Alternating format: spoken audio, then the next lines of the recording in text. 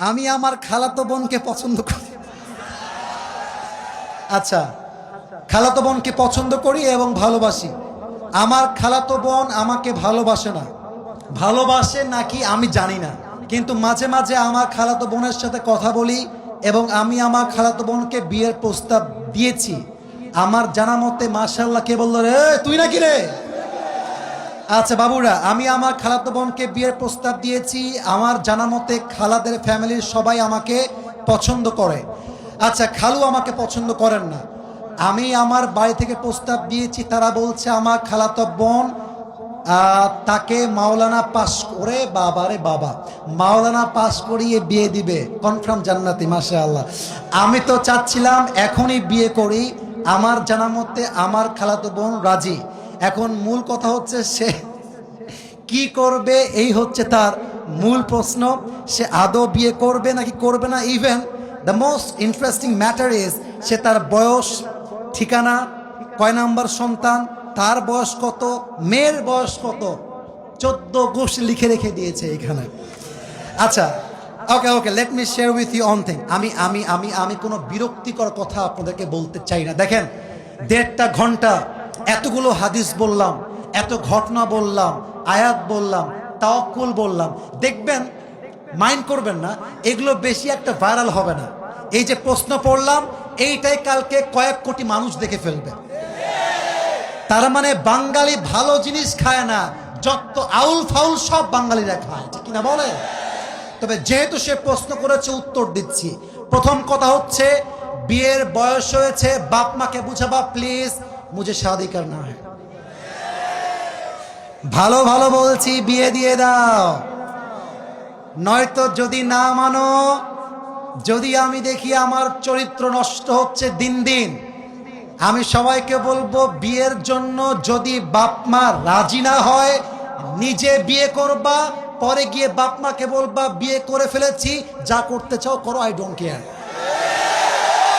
এখন অনেক মুরব্বী আমার উপরে হয়তো অভিযোগ তুলবে, হুজুর আপনি যুবকদেরকে খারাপ দিকে মোটিভেট করছেন। মুরব্বী, একদমই নয়। আমি মনে করি জেনার চাইতে 1000 গুণ বেশি উত্তম সেই বাপ মাকে অমান্য করে বিয়ে করা, যে বাপ মা সন্তানের চরিত্র নষ্ট হচ্ছে দেখেও বিয়ে দিতে চায় না। তুমি আমার বাপ, তুমি আমার মা, তুমি দেখতেছো দিন দিন আমি মেয়েদের নেশায় আসক্ত হচ্ছি, আমি পার্কে যাচ্ছি, আমি প্রেম করতেছি, মেসেঞ্জারে, হোয়াটসঅ্যাপে, হোয়াট এভার ইট ইজ, আমি নষ্ট হচ্ছি।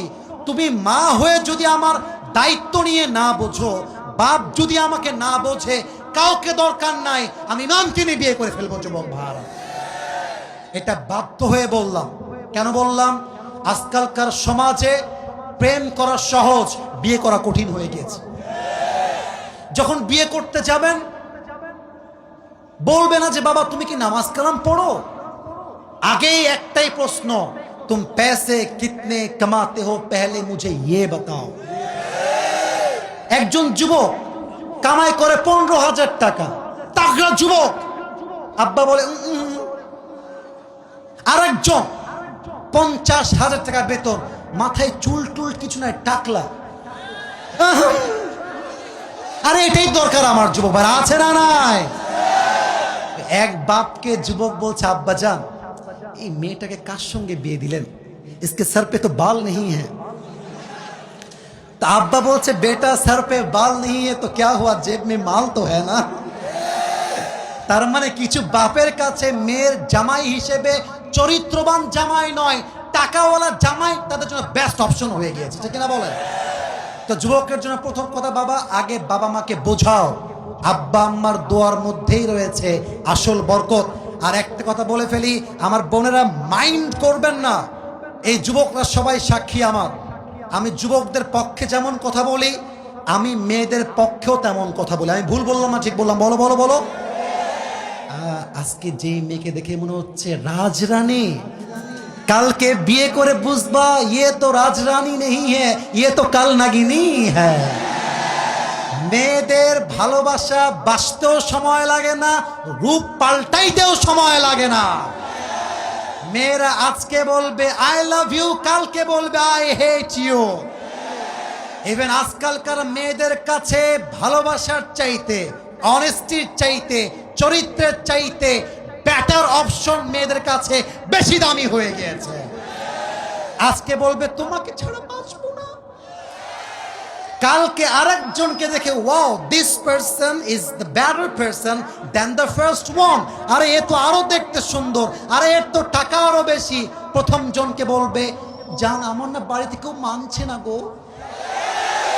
এটার নাম হচ্ছে উপরে সদর ঘা, উপরে ফিটফাট ভেতরে সদর ঘা।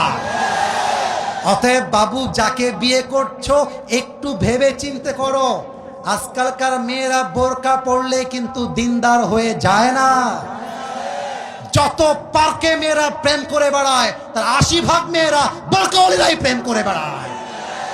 3 নাম্বার কথা বলে শেষ করতে চাই, যেই মেয়ে তোমাকে, রাগ করেছেন আপনারা? আচ্ছা আমি কি বানায় ভুল কোন কথা বলেছি প্রিয় ভাইরা? আচ্ছা আমার দিকে একটু তাকায় বলবেন এটা আমার মুখে কি?